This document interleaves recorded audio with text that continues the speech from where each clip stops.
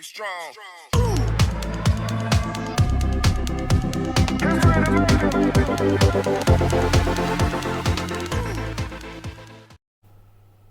Hey everyone, thought I would do a quick kind of unboxing slash initial review of the NYOS Quantum 120.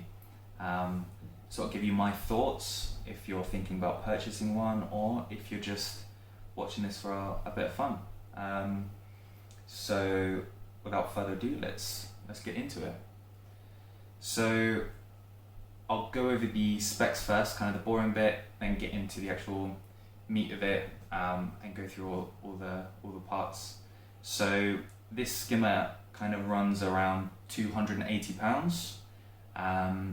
It's rated for 100 to 500 litres.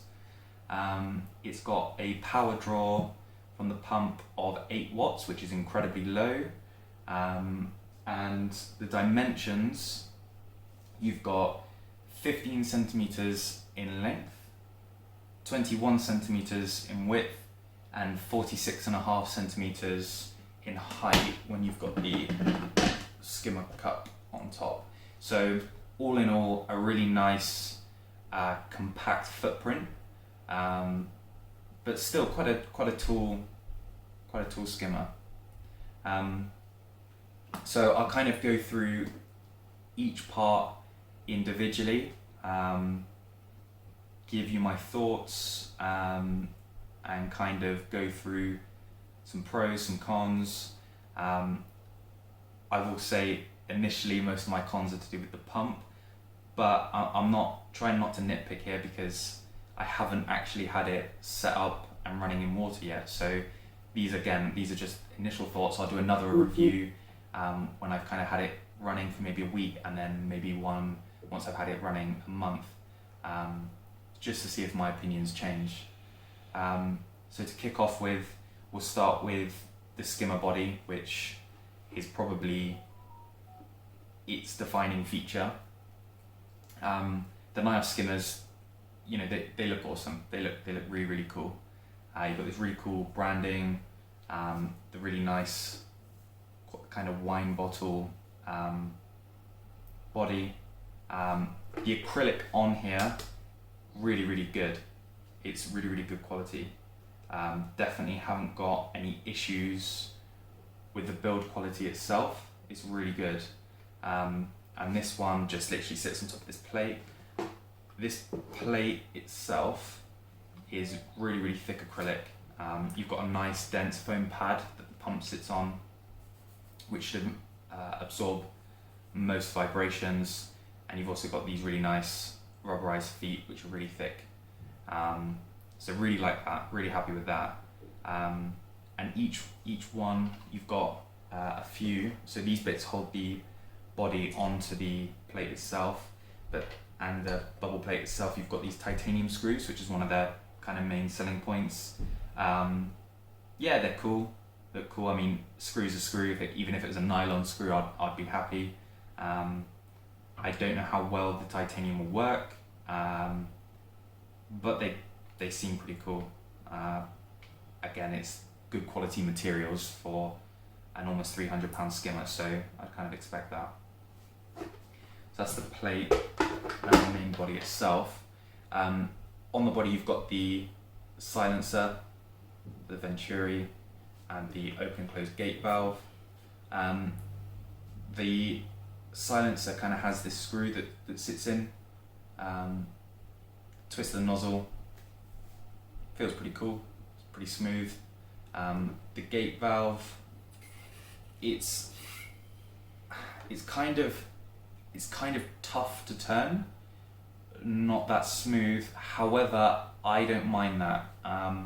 Reason being is at least you know you're getting, I feel like I could probably tweak it. I know that if I'm turning it, I'm definitely getting some change in the gate valve down the bottom here. So that's the body in a nutshell. Looks really cool, nice small footprint. Very happy with it. Next, you've got the bubble shield, which sits on top of the pump. It's got this nice rubberized ring, and the acrylic itself is really thick. Not really much to go on here. It's just a bit of acrylic with some holes cut in and a rubber grommet. Again, decent build quality. It's nice to have the rubber seal. Sits on really, really snugly onto the pump. You know that that's not coming off. But the most interesting part of it is the bubble plate itself, which I will come closer to the camera for. So with the bubble plate, you can see you've got this really nice thick acrylic with this kind of star, I guess, kind of looks like a Beyblade. Again, with another titanium screw in. And effectively what this is for is as the water and air is mixing and it comes through here, it's to create this tornado effect inside, which supposedly increases dwell time. Again, haven't tested it, but you know, it looks really cool. I think with these skimmers, you're kind of buying it for looks as well as function. Yeah, that's really cool. Really like that. And it literally just, I'll show you what it looks like on top of the pump as well. So it sits on like so, and then that goes into the body. But I'll construct it in a bit and just show you what it looks like completely built. Next, I'll go on to the skimmer cup. So, skimmer cup, really nice. Again, I'll do another close up. The lid, you've got this nice printing on it. Really thick grey acrylic with a nice bubble diffuser at the top. So as the bubbles are coming up the neck, they will spill out into the cup. And it sits on pretty well. I've seen quite a few reports of people saying that they get a rattling. I'll see if that's the case when I actually run it and give an update. But you know, looks pretty cool. The cup's pretty big in terms of hand size, and it's got this nice concave feature. I don't clean using my hands. I know some people do, but you can definitely get your hands in there. I've got a bottle brush, which I have no doubts that will fit in there. It's pretty heavy, feels good quality. You've got nice rubber. Let's see if I can get it. You've got this nice silicone rubber washer that sits in. So when you've got the cup on here, you've got a nice seal. What I will note is getting this on and off, absolute pain. I definitely would suggest having maybe some food grade grease or something to hand that I would put on here, simply to make taking the skimmer cup on and off much easier. Because I kind of feel like maybe I'm going to crack the plastic when it's properly on. So yeah, that's the skimmer cup. Next, just kind of usual things. You've got your Venturi Intake, which just sits into the body like that. It doesn't slide in. I think it's kind of kept on from the suction of the pump. And then you've got your silicone tubing, which sits onto here and goes into the Venturi itself. Again, this silicone tubing, it sounds crazy to say, but I'm really impressed with it. It's not really thick. It's not very, it's not like really curled or anything. I've used enough silicone tubing in my time to know that the cheaper stuff, it wears, it breaks, whereas this feels pretty sturdy. Yeah, I never thought in my life I'd have a actual opinion on some silicone tubing, but I do. Next, going on to the pump, and this is really where I have my my issues. So the pump itself is pretty heavy, pretty good looking pump. Now, what I'll note is on the 160, you get, this is basically clear, so that as the impeller's spinning, you can see the air and water mixing and the bubbles being created, and then it shooting up. You don't get that on the 120. And to be fair, I'm not kind of bashing NYOS. I probably should have done more research. Again, it's not a massive thing. When it's in the sump, I'm not going to see it, but it would have been nice to have, considering the other models have it. And probably the biggest thing, it's a 2-pin adapter, not a 3-pin for the UK. Kind of disappointed with that. I didn't really expect it, but again, I probably should have done more research. They do, however, include an adapter,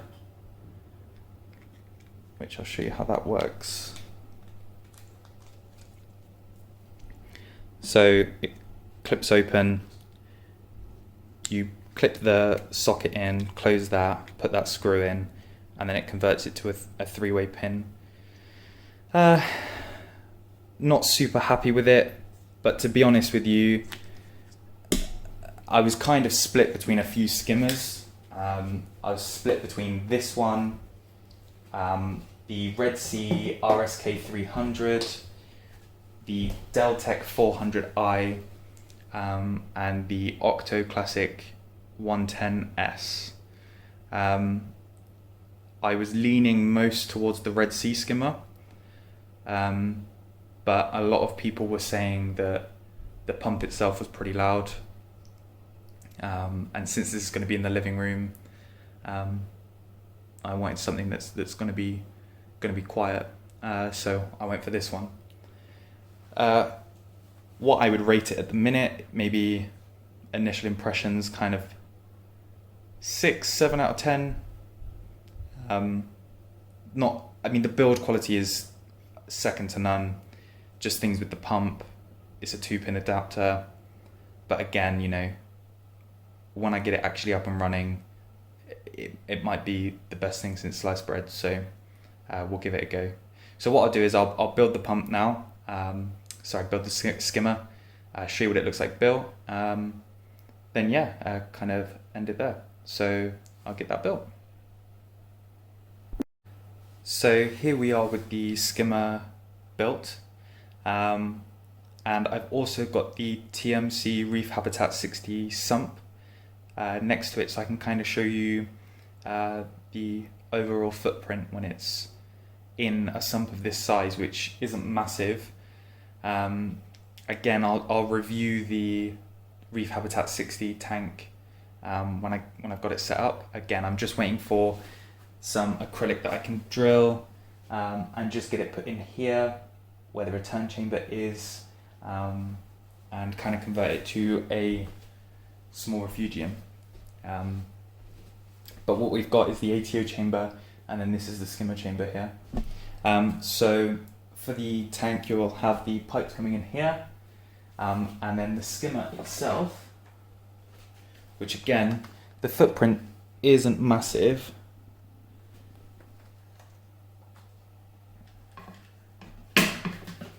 And they say you want to leave about 2 inches of space for the pump. Move that around.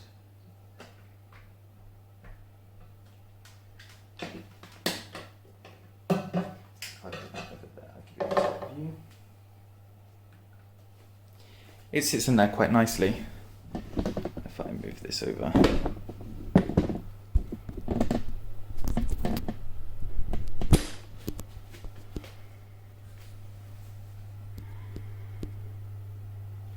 So the skimmer fits in quite well. Enough space for a reactor as well. And it looks really good. Can't fault the looks of the skimmer there. But again, this is just supposed to be just a kind of quick overview and unboxing. Once we've actually got it set up and running, I'll give an actual review of how well it's been performing. So yeah, really appreciate you guys watching. I'm hoping to keep these videos pretty routine and hopefully give some information that will help anyone else. Awesome. Thanks everyone. Bye. Be strong.